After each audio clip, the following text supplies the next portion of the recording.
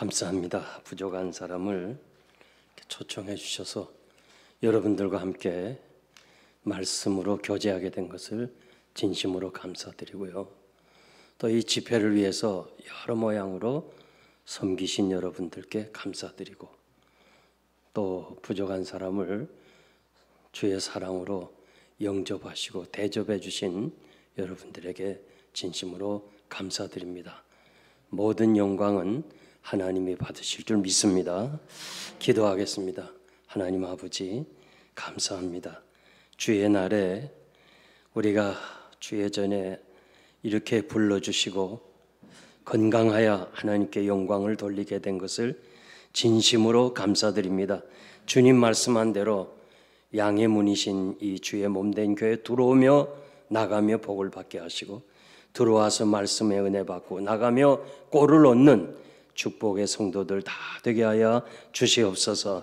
귀하신 여종이 간절히 조목조목 간구한 기도를 꼭 들어응답해 주시고 지금까지 섬긴 거 주님이 아십니다. 앞으로도 많이 섬기도록 영육간에 강건함을 주시옵소서. 원하옵기는 주여 이 시간 또 하나님을 찬양해 싸우니 그 찬양이 우리들의 기도가 되게 해주시고, 이 귀한 사명 저들이 잘 감당하도록 영육간에 복을 나려 주옵소서. 이 시간 말씀을 상고합니다. 말씀을 통해서 영육간에 치료를 받게 하여 주시옵소서. 예수님의 이름으로 감사하며 기도하옵나이다. 아멘. 나이가 들면서 삶이 무엇인가, 우리의 남은 생애를 어떻게 살아야 할까, 이런 문제로 한 번쯤은 생각하게 됩니다. 성경은 우리에게 이렇게 말씀을 하는데, 야고보는 아침에 잠깐 있다가 없어지는 안개라고 그랬습니다. 다윗은 삶과 죽음은 한 발자국, 한 걸음 차이다, 그렇게 말씀을 했습니다. 호흡이 끊어지면 흙으로 돌아가서 당일에 그 도모가 소멸할 것이다. 의학적으로는 3분을 호흡하지 못하면 사람이 죽습니다. 영국의 앤 공주가 워싱턴 DC를 방문하고 우주 박물관을 둘러보는 가운데 당시의 우주인 닐 암스트롱을 만납니다. 그러면서 우주복을 이야기하면서, 만약에 우주에서 이 우주인이 입고 있는 옷이 두께가 100분의 1인치예요.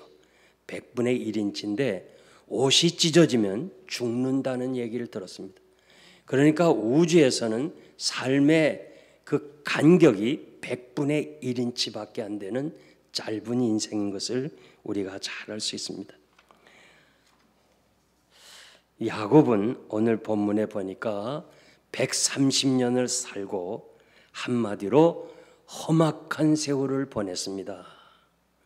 모세는 다른 것은 자랑할 수 있지만은 오래 산 것은 자랑할 수 없는데 수고와 슬픔이 더해지기 때문이라고 그랬습니다. 이제껏 인생으로 최고의 영화를 누리고 보는 것은 다 가졌고 하고 싶은 것 다 했어요. 그 솔로몬이 말하기를 인생이 추구하는 것은 결코 헛된 것뿐이라고 우리보다 먼저 살았던 그 경험을 이야기했습니다. 베드로는 이제 우리의 남은 생에는 이 정욕을 위해서 살지 말고 오직 하나님의 뜻을 쫓아 육체의 남은 때를 살아가라. 우리가 지나온 날을 뒤돌아보면 정말 부끄러운 뿐이에요. 하나님 앞에서 한 것도 아무것도 없어요. 그러나 할 수 없어요. 이젠 지나간 날은 되돌릴 수가 없습니다. 그러나 한 가지 우리의 소망이 있는 것은 아직도 남은 시간이 있다는 것이 중요합니다. 여러분들이 혹시 한국에 나가게 되면 이 게시판을 보게 되는데, 앞으로 1시간 후면은 인천공항에 도착한다는 그런 사실을 보면서 지나간 시간에 대해서는 관심이 없어요. 앞으로 남은 시간, 인천공항에 도착할 그 남은 시간이 우리에게 관심이 있는 것입니다. 밥 버퍼드라는 사람, 하프타임이라는 책을 저술한 사람인데 이분은 인생을 축구에 비교를 했어요. 축구에 전반전이 있고 후반전이 있는데 전반전에 실패해도 후반전에 이긴 그런 예를 들면서 인생의 전반전은 자기 성공을 위해서 자기가 무엇인가 하려고 그렇게 열심히 살았다면 인생의 후반전은 의미를 찾아서 좀 더 인생을 배려하면서 남을 도와주면서 살아가는 것이 참다운 인생이고 그 후반전을 그렇게 사는 사람은 참으로 복된 삶이라고 이야기를 했습니다. 오늘 이제 남은 시간은 우리가 어떻게 살아갈까? 어떻게 하면 좀 더 변화된 삶을 살까? 이런 말씀을 생각하면서 본문을 통해서 바른 삶이라는 제목으로 세 가지 말씀드리겠습니다. 첫째는 정직하게 살자. 요셉이 형님들 5명을 데리고 바로 왕 앞에 가기 전에 형님, 왕이 당신들 직업이 뭐냐 물으면 우리는 대대로 목축업을 하는 사람입니다. 그렇게 대답을 하세요. 가르쳐준 대로 그렇게 바로 왕 앞에 우리는 목축업을 하는 사람입니다. 대답을 했습니다. 창세기 46장 34절에 보면 애굽 사람은 다 하나같이 목축업을 가증히 여겼다고 그랬어요. 더럽고 비천한 직업으로 생각합니다. 애굽은 계급이 있는데 제일 말단의 계급이 목축업을 하는 것입니다. 창세기 43장 32절에 보면 애굽 사람은 히브리 사람들과 함께 식사도 안 했다는 거예요. 목축업하는 사람은 더럽다고 밥도 같이 안 먹었어요. 그리고 호쿠마라고 하는 유명한 주석가는 이 목축업, 히브리 사람의 목축업을 한 그 가축은 사서 먹지도 않았다 그렇게 해석을 했습니다. 요셉은 이 사실을 잘 알아요. 애굽 사람이 목축업을 하는 거 더러운 직업이라는 걸 잘 알아요. 그렇지만은 요셉은 정직하게 살기를 소원해서 형들에게 그렇게 얘기하는 거예요. 우리가 우리끼리 고센 땅에 살다가 저거 더러운 것들과 우리 같이 살지 못한다. 이렇게 비방을 받으면서도 우리끼리 살다가 하나님이 오라면 가자. 본향을 찾아가자. 이것이 요셉의 인생관이었습니다. 세계관이었습니다. 형들은 대대로 이 목축업을 한다는 이야기를 하는 순간에 요셉의 과거의 신분이 다 들통이 나요.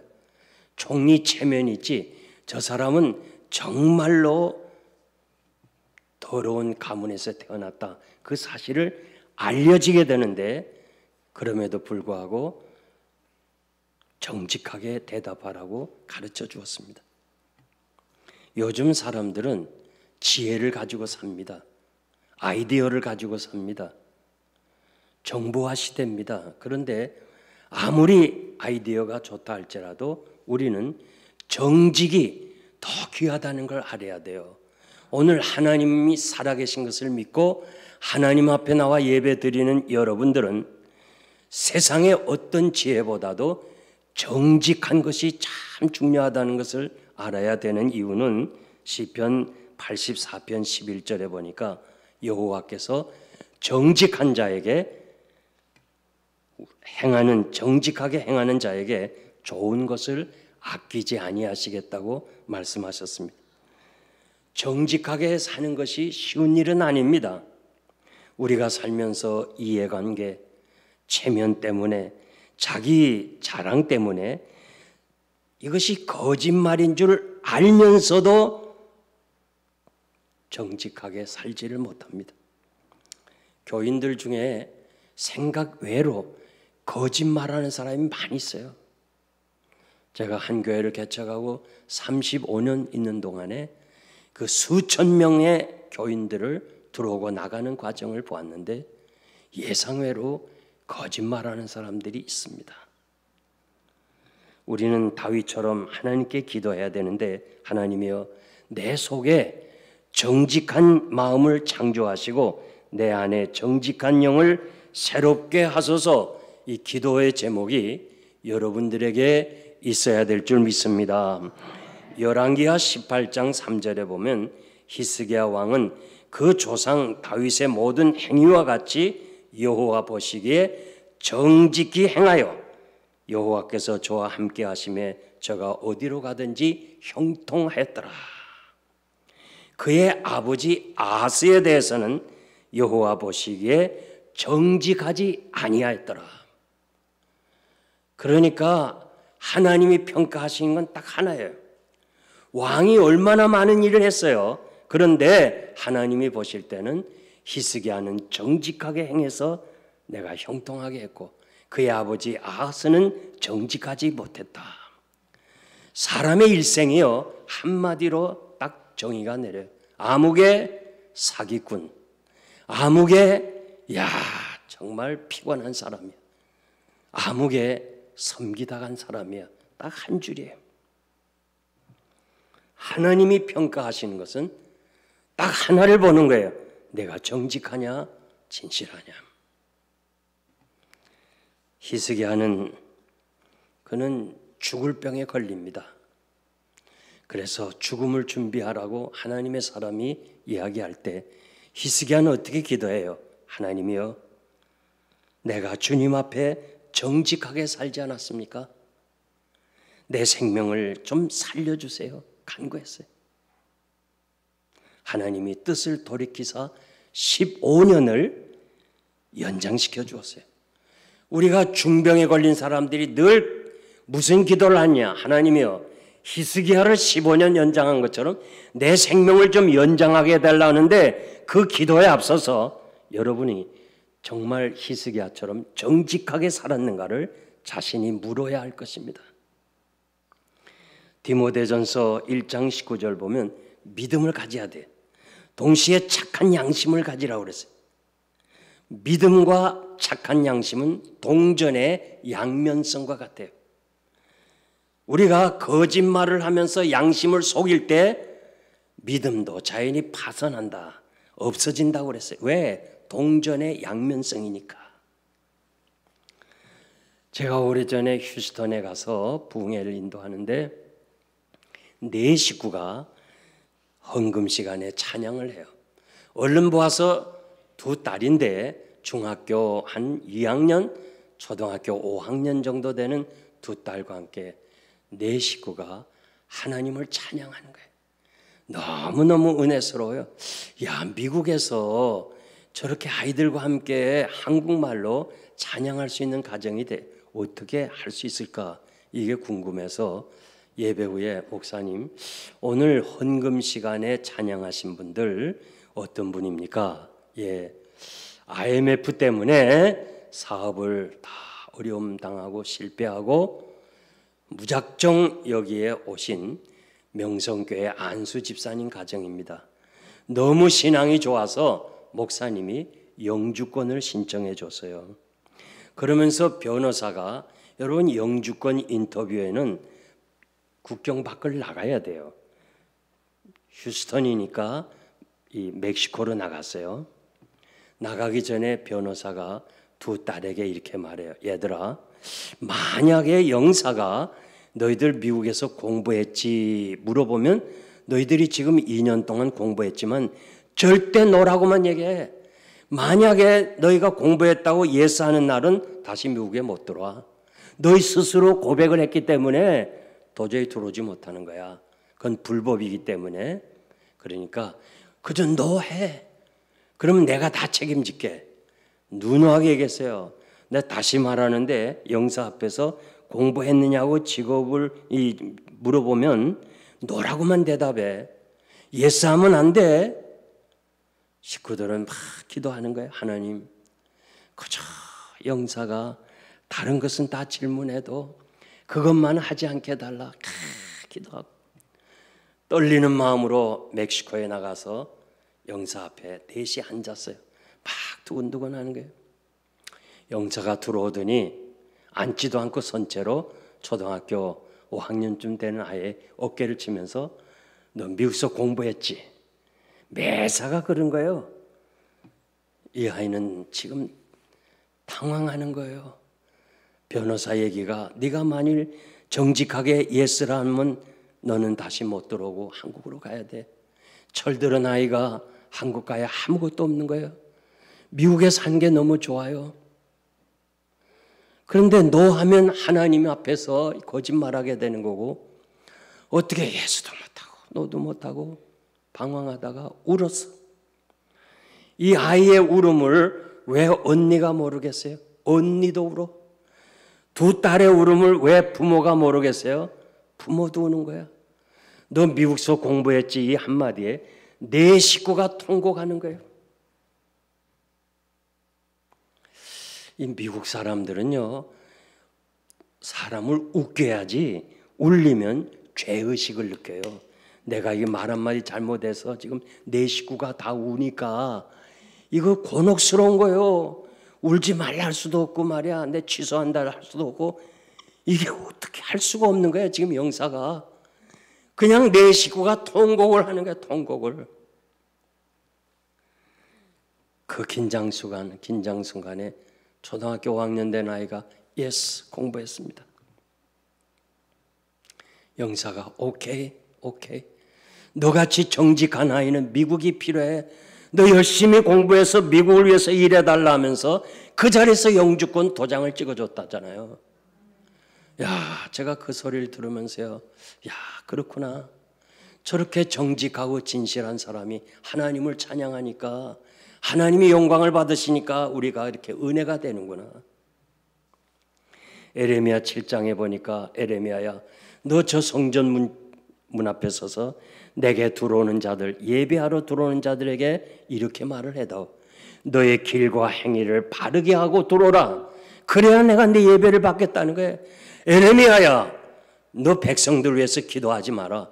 네가 아무리 부르짖어 기도해도 내가 내 기도 안 들어. 왜냐? 저들의 행위가 잘못되고 거짓을 행하기 때문에 기도를 들을 수 없다는 게 에레미야 7장 16절 말씀이에요.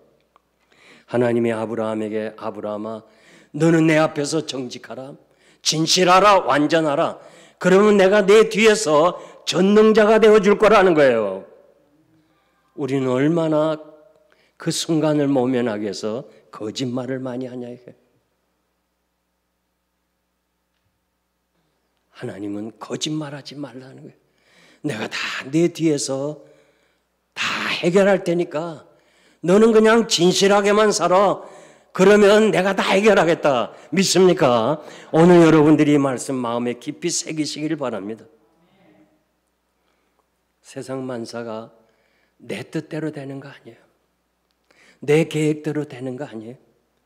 내 계획대로 된다면, 내 뜻대로 된다면 거짓말할 수 있어요. 잔꾀를 부릴 수 있어요.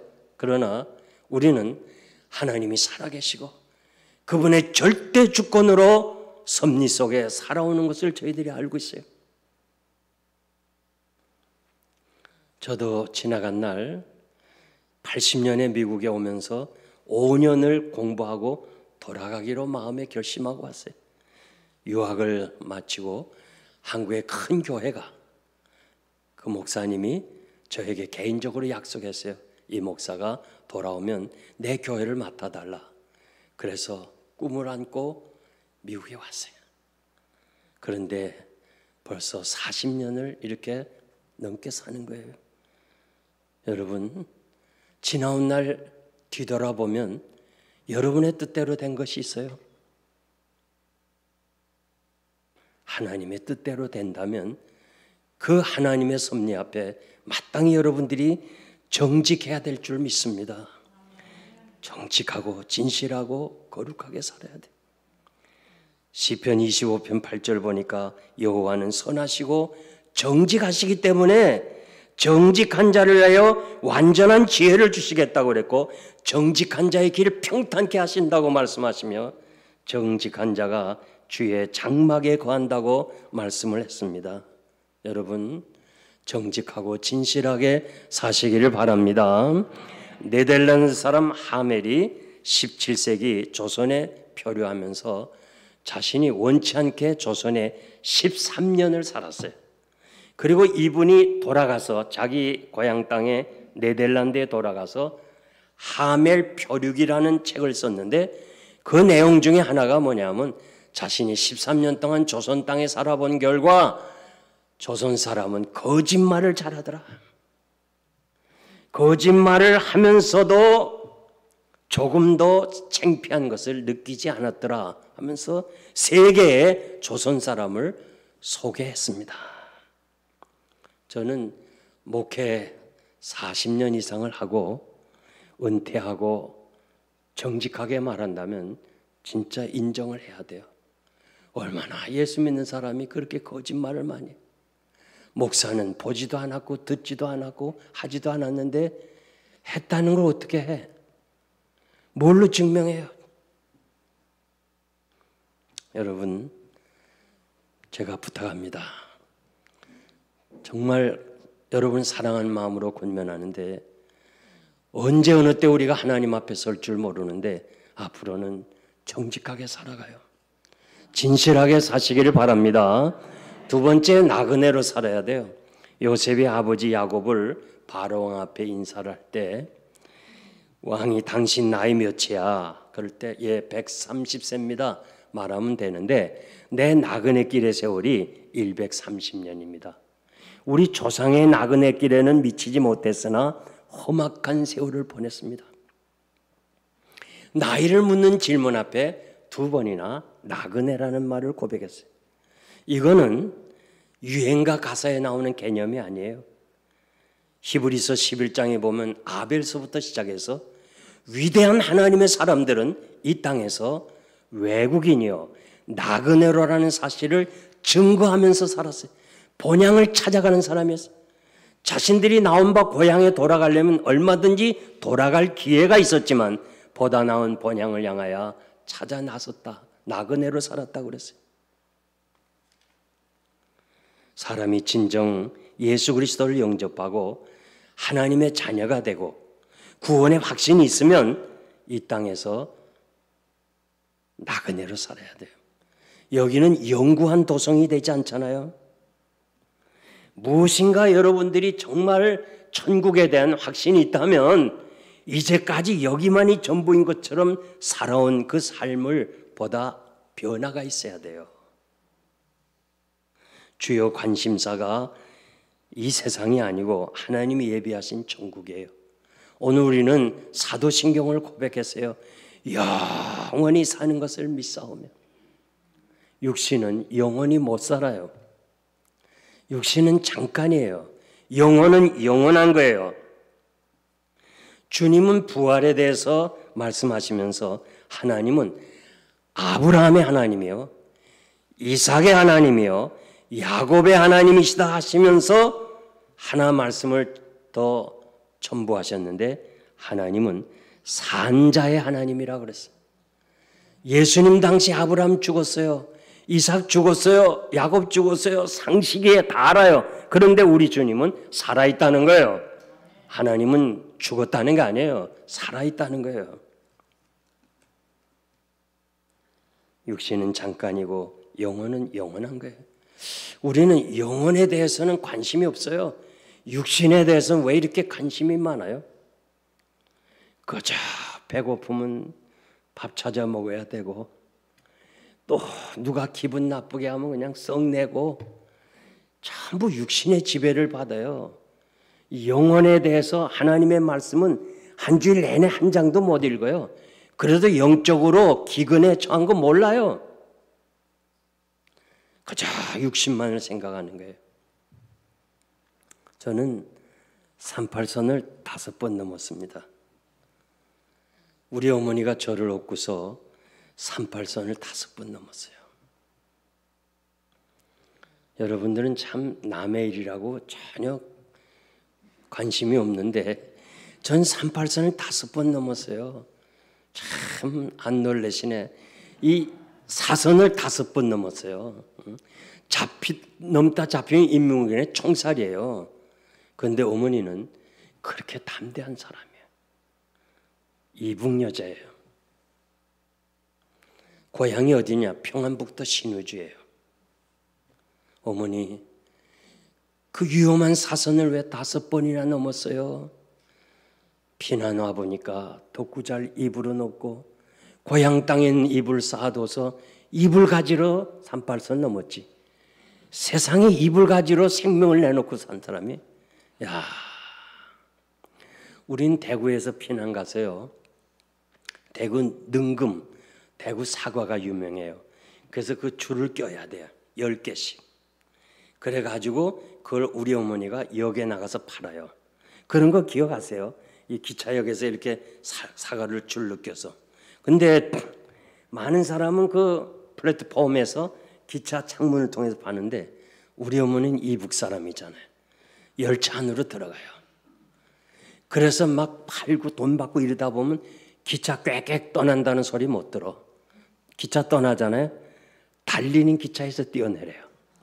아, 이제 놀래네. 정말 우리 어머니 진짜 놀래. 대단한 분이에요. 진짜 내가 볼 때 대단한 분이에요. 야, 이런 사람이 있나? 그러면서 우리 피난 시절에 우리를 먹여 살렸어요. 79세에 하룻밤 자고 나서 절반을 못 쓰는 거예요. 난 도저히 이해가 안 돼. 도저히 이해가 안 돼. 아니, 어머니 같은 분이 어떻게 남의 도움을 받고 살아야 돼요? 도저히 이해가 안 돼요. 내가 아는 어머니는 달리는 기차에서 뛰어내리는 어머니인데, 이북 사람인데, 38선을 넘은 사람인데 어떻게 남의 도움을 받아서 살아야 되나요? 어머니도 웃더라고. 우리 육신은요, 아무것도 아니에요. 영원히 중요한 거예요. 에베소서 2장 10절에 보면 우리는 그의 만드신 바라, 하나님이 우리를 만들었다고 그랬어요. 이 만들었다는 말이 헬라어로 작품이라는 거예요. 작품 단어가. 작품은 하나밖에 없는 게 작품이고 상품은 많은 게 상품이에요. 작품은 세월이 갈수록 가치가 있고 작품은 하나 가치가 있고 상품은 세월이 가면 가치가 없어요. 세상에 76억이 사는데 지금 여러분과 똑같은 사람 만났어요. 요만한 스페이스에 어떻게 76억이 달라요? 이거는 하나님의 작품이에요. 인간이 할 수가 없는 거예요. 아, 이거는 좀 크고 이 지문도 다 달라요. 또 이건 둘째고 심장의 박동 소리도 다 달라요. 이건 하나님이 하시는 거예요. 아멘 하는 사람만 복 받으세요. 하여튼. 그래서 다윗은 하나님, 나를 이렇게 잘 만드셨습니까? 하나님, 어떻게 나를 이렇게 조성하셨습니까? 내가 하나님께 감사한 것은 나를 지으시니 신묘막측하다. 이 신묘막측하다는 말이 좀 어려운데요. 쉬운 말로 말하면 완더풀이에요. 완더풀, 영어로. 완더풀. 여러분들이 오늘 교회 오기 전에 거울을 보면서 작품 완더풀, 완더풀. 영어 알잖아요. 완더풀. 야, 하나님이 기뻐하시는 거예요. 작품을 만든 사람이 지금 사인하기 위해서 앉아 있는데 작품 보면서 뭐가 이게 작품이야 이거? 이런 거 가지고도 전시해? 작가가 마음 상합니다. 보면서 원더풀, 원더풀. 작가가 기분 좋은 거예요. 여러분들이 거울 보면서 다윗처럼 하나님 어떻게 나를 이렇게 신묘막측하게 만들어서 원더풀입니다.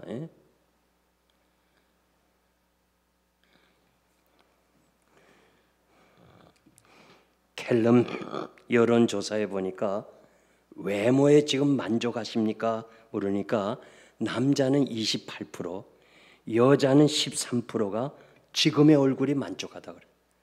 만약에 바꿀 수 있는 기회가 있다면 어떻게 하겠냐 할 때 남자는 94%, 여자는 99% 바꾸겠다 그랬어요. 야, 여러분이 아름다운 바다를 보면서 야, 아름답다. 저 아프리카에 가면 밤하늘이 얼마나 많은지요. 그냥 막 별이 쏟아지는 것 같아요. 그 밤하늘을 보면서 야, 아름답다. 저 로키 마운틴을 지나면서요. 이야, 원더풀, 아름답다 하면서 왜 자기를 보고는 완다풀이라는 말 안 하냐 이게.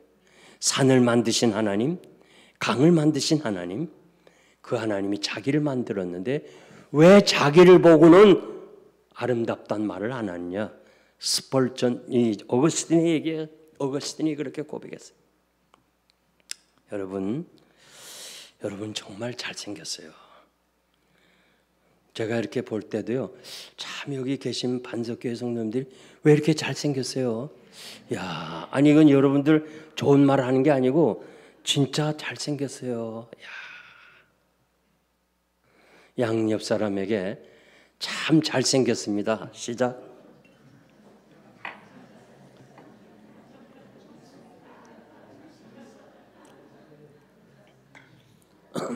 목사님 이 앞에 계신 분에게 얘기 안 했어. 잘생겼다. 여기도 또 김 목사님 잘생겼다는 얘기 했지. 자, 이제는 영어로 한번 해봅시다. 양옆 사람. Wonderful. 시작.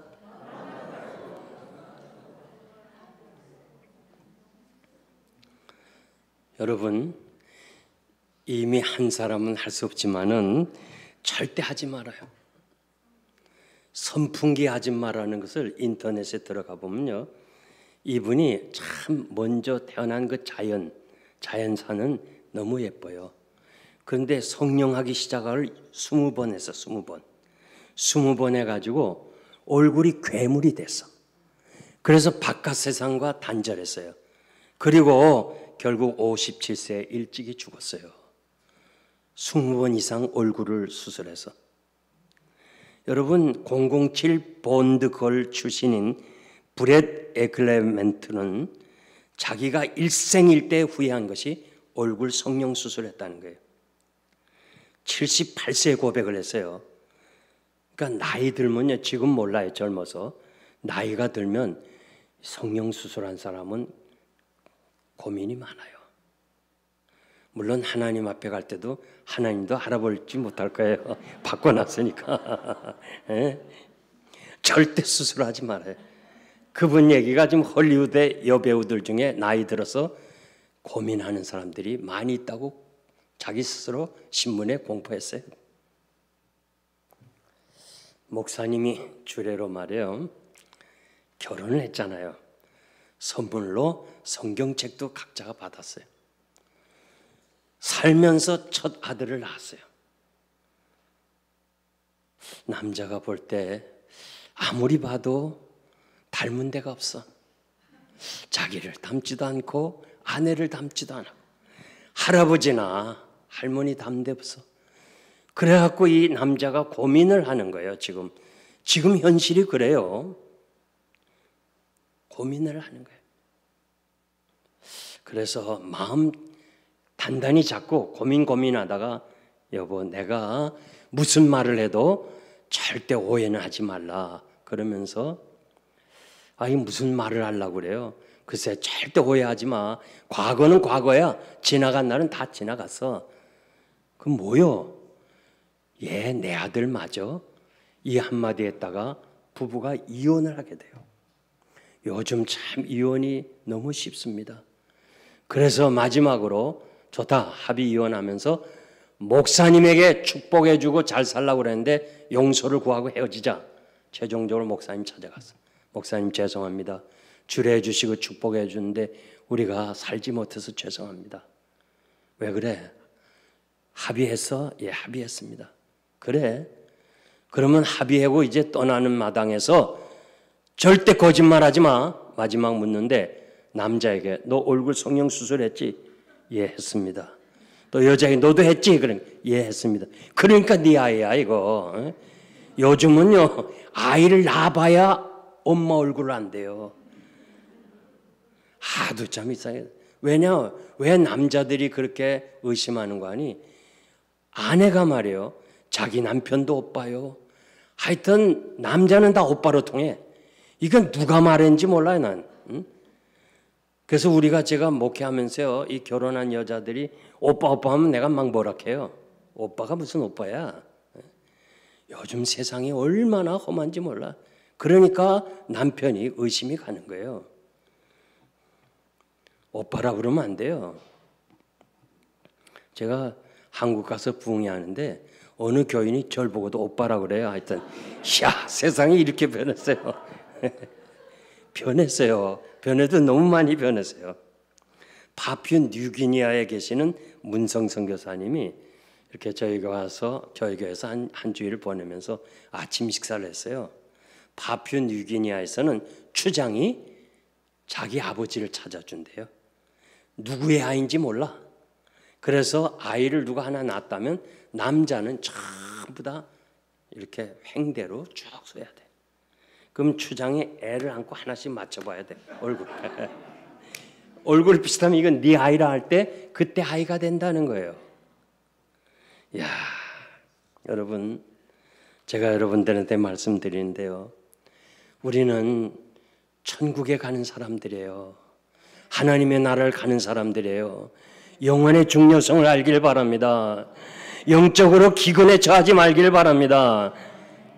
육신만 생각하지 말고 영혼의 중요성을 알고 나그네의식을 가지고 이 땅에서 너무 여기에 애정 갖지 말고 우리 떠날 준비를 하면서 하나님 앞에서 바르게 살아가는 여러분 되시길 바랍니다. 마지막으로 축복하면서 살아야 되는데 야곱이 성경에 보니까 바로를 축복해 줬어요. 그것도 만나면서 축복해 주고 헤어지면서 축복을 해 줬어요. 우리 생각에는 바로 왕이 야곱을 축복해야 되는데 이게 맞지 않는 것 같지만은요. 세상의 임금이라 할지라도 부자라 할지라도 남을 축복해 줄 수가 없어요. 축복권은 하나님을 믿는 사람만이 가지는 거예요. 축복은 하나님이 하시니까 성도만 축복권을 가지고 있는 거예요. 우리는 2조 500년의 유교 사상이 가득 차서 우리 기독교인들도요. 유교의 영향을 많이 받았어요. 유교의 복은 상태를 말해. 상태. 큰 집에 산다. 돈이 많다. 비즈니스를 잘한다. 자녀들이 많다. 자녀들이 인류대학을 갔다. 야, 복 받았는데 그게 유교예요. 우리는 그렇게 하면 안 돼요. 기독교의 복은 뭐예요? 상태. 이런 환경이 아니고 존재.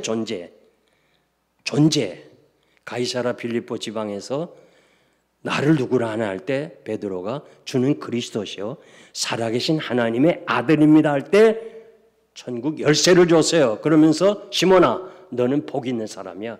너는 행복한 사람이야. 주님 말씀하셨어요. 성경에 봐요. 아무리 봐도 돈 많은 사람 복이 있다 하지 않았어요. 심령이 가난한 자는 뭐예요? 복이 있나니. 애통하는 자는 뭐예요? 복이 있나니. 전부 존재 말했어요. 여러분들이 예수 믿는 자체가 행복한 사람이에요. 복 받은 사람이에요. 천국을 소유한 사람. 여러분 하나님이 우리를 부르면 천국 갈 것을 믿습니까? 믿습니까? 그러면 행복한 사람이에요. 너무 물질에 관여하지 마세요. 하나님은 아무것도 없는 아브라함에게 너는 복의 근원이 되라 그랬습니다.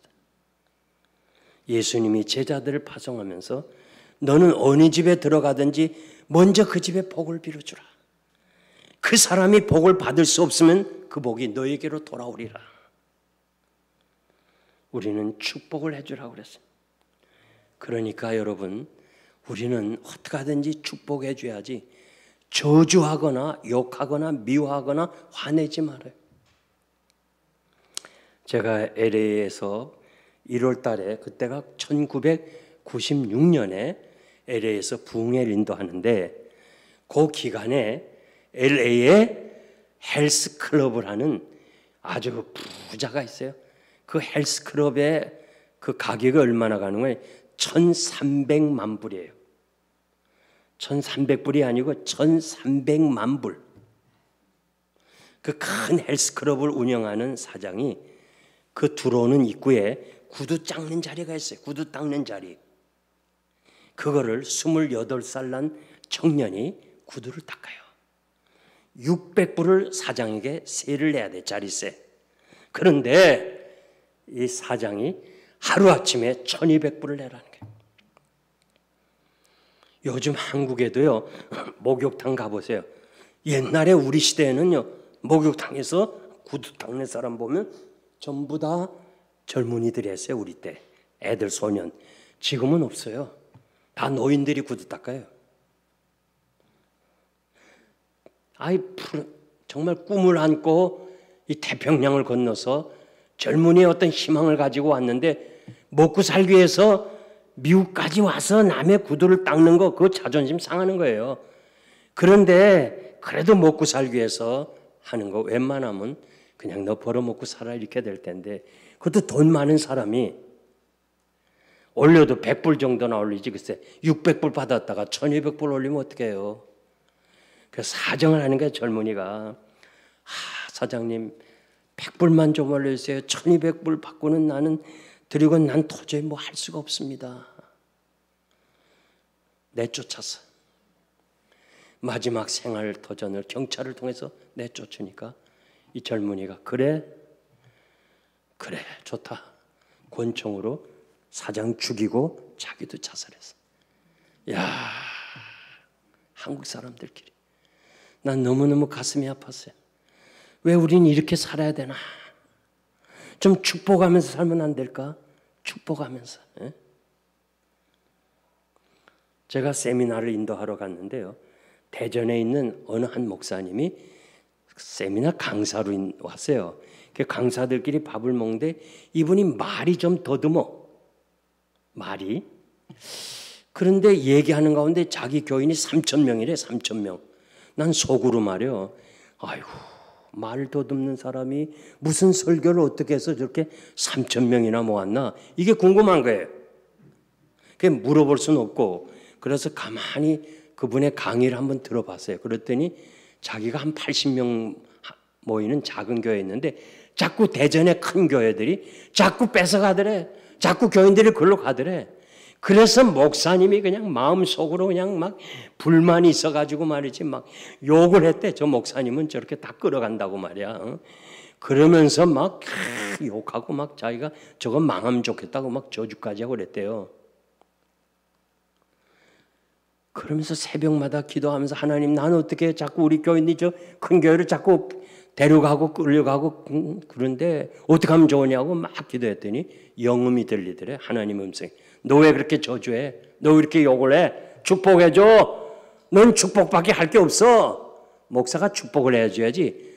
이걸 깨닫고 나서는 그 다음부터 계속 축복했대요. 하나님, 저 이웃교회 더 부흥되게, 우리 교회는 더 가게 해주세요.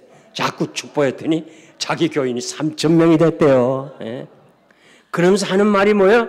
축복은 씨앗이라는 거예요. 이야, 여러분, 고추 심으면 고추 나는 거 알아요. 콩 심으면 콩 하나를 심었는데 하나를 거둬요? 아니잖아요. 마찬가지로 축복도 씨앗이에요. 그러니까 성도 여러분, 화내지 말고 축복해줘요. 축복해줘요. 화내지 말고. 이 교회 안에서요, 화내면 안 돼요. 싸우면 안 돼요. 절대 화내면 안 돼요. 저희 교인 중에요, 한 분이 꼭 그 장로님이 기도할 때는 안 나와. 장로님이 대표 기도할 때요, 그분이 친교실에서 화를 낸 게 얼굴에 또 올라서 은혜가 안 된대요. 그래서 예고하잖아요. 주보를. 다음 주일에 누가 한다면 그 주일에 안 나와. 안 나가는 게 좋대요. 연상이 나니까. 목사나 장로님들은 화내면 안 돼요. 우리 송 목사님은 화난 얼굴 못 봤을 거야. 나도 아직 못 봤어. 항상 웃어. 예? 그거 좋은 거예요. 고양이과에 속한 짐승 있잖아요. 사자나 호랑이는 25년 살아요. 25년. 그게 맥시멈이에요. 왜냐? 해부를 해보니까 몸에서 화난 반응이 많아. 그러니까 25년이 맥시멈이에요. 그런데 악어 있잖아요. 악어. 악어를 해부해보니까 화난 반응이 제일 적답니다. 악어 화난 거 봤어요? 악어 화난 거 봤어요? 아무리 가서 약 올려도요, 악어는 화를 안 냅니다. 웬만하면 잡니다. 제가 케냐에 가서요, 악어를 보니까 진짜 우리 의자 2개를 합친 길이에 이런 것들이 악어밭이에요. 아무리 약을 올려서 좀 우왕하는 거 보려는데 안 돼요, 안 돼. 저뿐만 아니라 같이 관광하는 사람들이 으쌰으쌰 하면서 막 하네도요. 아이, 조용히 보고 가세요. 왜 그러세요? 화 안 내. 그 목사님 얘기가 한국서 방문객이 하도 악어 하는 거 한번 보려고 잠자고만 있어서 아무도 없어. 둘이 본 거서 아무도 없으니까 돌을 들어가지고 머리를 쳤대요. 좀 화를 내라고. 그때 눈을 하나 딱 뜨더래. 그 다음에 그럼 다시 눈을 감더래. 악어는 미니멈 25년부터 계속해서 오래오래 산다는 거예요. 화내지 말아요. 아멘. 화내지 말아요. 교회 안에서 화내면 안 돼요. 축복해 줘야 돼. 아멘 하는 사람만 복 받으세요. 화내면요 얼굴이 붉어져. 예, 경험 있군요. 하여튼 얼굴이 붉어져요. 왜 붉어지느냐? 두뇌의 실핏줄, 모세혈관이 수십만 개가 끊어지는 현상이 얼굴이 붉어지는 거예요. 한번 따라합시다. 화내면 나만 손해다. 야생에서 사는 사자가 오래 살겠어요? 사파리에서? 동물원에 사는 사자가 오래 살겠어요? 참, 내 이 교회 와서 전도사님이 찬양 지휘도 잘하고 찬양대 지휘도 잘하고 찬송 인도도 잘하는데, 전도사님 동물원에서 사는 사자가 오래 살겠어요? 저 야생 그냥 사파리 거기서 사는 사자가 오래 살겠어요? 그 둘 아무거나 얘기해 봐요. 야생. 예. 야생이죠? 예, 저도 그렇게 알았어요. 그런데 제가 그거 가보니까 아니에요. 케냐도 가봤고 탄자니아도 가봤는데 사파리를 가봤거든요. 우리가요, 사자들이 아침 식사 하는 거 금방 하는 거 같죠? 그거 다 뭐 얼룩말을 잡았다. 이게 금방 잡는 게 아닙니다. 그 기자들이 말이야, 사진 기자들이 그거 하나 잡으려고요 1개월을 준비해야 돼요. 얼룩말 안 잡힙니다. 괜히 잡히다 뒷다리 치면 사자 병신돼요. 이거 사자들이 잘 알아요. 그래서 그렇게 힘들게 아침 식사를 준비했어요. 이제 관광객들이 아침 식사 준비하는 거 보러 나가요.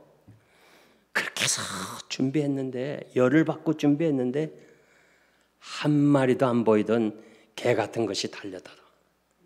그러니까 잡느라고 열받았지, 지키려고 열받았지, 공중에서 또 독수리 떼가 와. 이야, 겁도 없어. 그러니까 잡으려고 열받았지요. 화냈지요. 잡은 거 간직하려고 화내지요. 그래서 25년 사는 사자가 10년 까먹어. 15년이 맥시멈이야. 사파리에서 사는 사자는. 동물원의 사자는요, 아침이면 아침 주지, 점심이면 점심 주지, 저녁이면 저녁 주지, 뺏어 먹을 놈 없지. 그러니까 화를 덜 내. 25년 사는 거예요. 여러분, 화내지 말아요. 화내지 말아요. 정말이에요. 교회 안에서나 가정에서 화내면 나만 손해. 축복해 줘야 돼. 아멘? 아멘? 이건 여러분만 알아요. 남들 가르쳐 주지 말고. 그냥 못되게 구는 사람 있죠? 그럼 욕하지 말고 축복 받으세요. 복 받으세요. 못 받으면 내게로 오니까. 예, 아멘 한 사람은 복 받으세요. 그래서 제가 참 할 말은 많지만은 이제 여기서 그만하려고 그래요. 그러니까 제가 뭐 오랫동안 목회한 사람이 할 말이 얼마나 많겠어요. 제가 여러분들에게 말씀드린 건 축복하면서 어떻게 하든지 그저 축복하면 우리는 축복권이 있으니까. 야곱이 바로를 만나서 축복해줘. 헤어지면서 축복하는 그와 같은 사람들이 되시기를 바랍니다. 이제 결론적으로 말씀드리는데요. 저는 전도사 시절 때 당회장이 이전도사는 입관 예배를 주관해, 부목사는 하관 예배를 주관하고 당회장은 교회에서 발인 예배를 주관했어요. 제일 어려운 게 입관 예배예요. 누가 임종이 왔다, 구역장이 권찰이 얘기하면 제가 거기 가 있어야 돼. 그저 변소 가는 일과 밥 먹는 일을 제외하고는 세상 떠날 때까지 그 자리를 지켜야 돼. 그래서 속으로 나는요, 좋은 건 목사님이 하고 그냥 나쁜 건 나보고 하란다 그러고 속으로 불평했어요. 그러나 그때 당회장한테 함부로 얘기할 수 없어.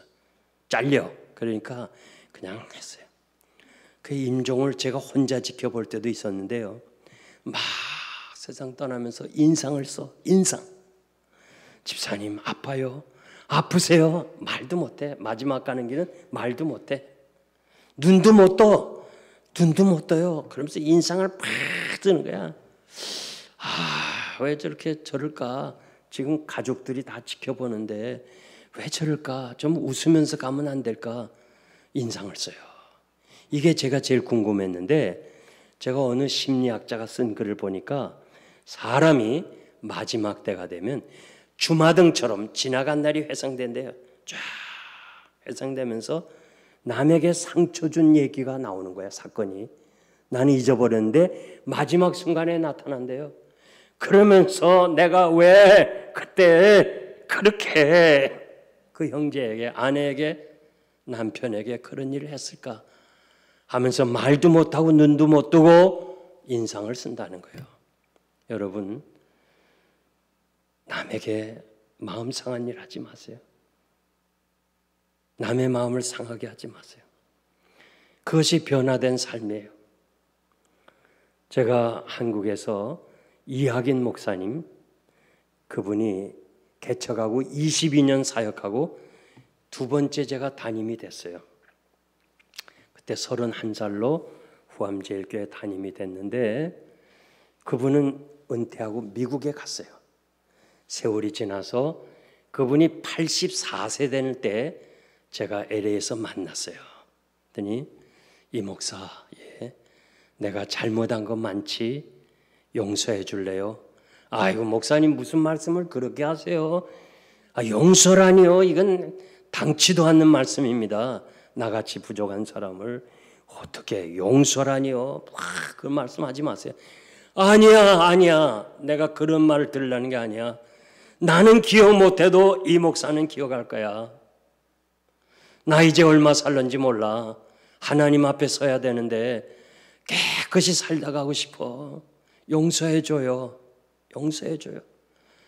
아유 목사님 왜 그러세요? 난 이제 만나는 사람, 처음 만나는 사람에게 용서를 구하고 있어. 용서해줘요. 자꾸 용서해달라고 그래. 그래서 용서해드린다고 그랬어. 이 목사님은 자신이 이젠 하나님 앞에 설 준비를 하는 거예요. 그러면서 처음 만나는 사람에게 용서를 구하는 거예요. 왜? 깨끗이 살다가 하나님 앞에 가기를 원하는 거예요. 헝가리에 최영 선교사라고 있어요. 제가 오랫동안 도와준 집시 선교사인데 한국에 갔다가 집시 형제, 사랑하는 집시 형제를 위해서 농구화, 한국 농구화를 하나 사왔어요. 진짜 한국에서 헝가리까지 선물로 가져왔는데 글쎄 이거를 줬는데요. 일불에 팔아먹었어 이 사람이. 이 집시들이 그렇게 살아요. 그러니까 그 소식을 듣고 이 최영 선교사 너무 화가 난 거야. 그렇게 수고해서 일부러 그 형제를 위해서 농구화 하나 사왔는데 그것을 일불에 팔아먹다니 하면서 면전에서 너는 농구화를 팔아먹은 게 아니라 내 사랑을 팔아먹은 놈이야. 어떻게 그래? 화를 내고 그냥 헤어졌어요. 그 다음부터 교회 안 나오더래. 한 달이 지난 후에 세상을 떠났다는 얘기를 들었어요. 이 선교사가 저희 강단에 와서 울잖아요. 농구화 그것이 뭔데 내가 그렇게 상처를 줬냐 하면서 엉엉 우는 거예요. 나 그 얘기 들으면서 나도 울었어요. 내가 살아온 날 동안 혹시나 나 때문에 상처를 받은 사람이 없을까? 여러분, 남에게 상처 주지 말아요. 주어진 시간 언제 하나님 앞에 설지 모르는데 정말 바르게 살아요. 가능한 한 할 수 있는 대로 남을 배려하고 도와주고 생각해주고 감싸주고 그렇게 살아가는 성도들이 모인다면 이 반석재단은 정말 아름다운 교회가 될 거예요. 여러분들이 서로 봉사하다가 마음 상하는 일 있죠. 축복해 주세요. 시기하지 말고 욕하지 말고 미워하지 말고 서로 사랑으로 하나 되는, 그래서 언젠가 하나님 앞에 설 때 아름다운 삶을 살아야지. 혹시나도 여러분 가정에 가서 남편이나 혹은 자녀들에게 내가 잘못한 거 있지 물어보면 막 나올 거예요. 다 해결하고 하나님 앞에서 바르게 살다가는 여러분 되시기를 주의 이름으로 축복합니다. 하나님 아버지 감사합니다.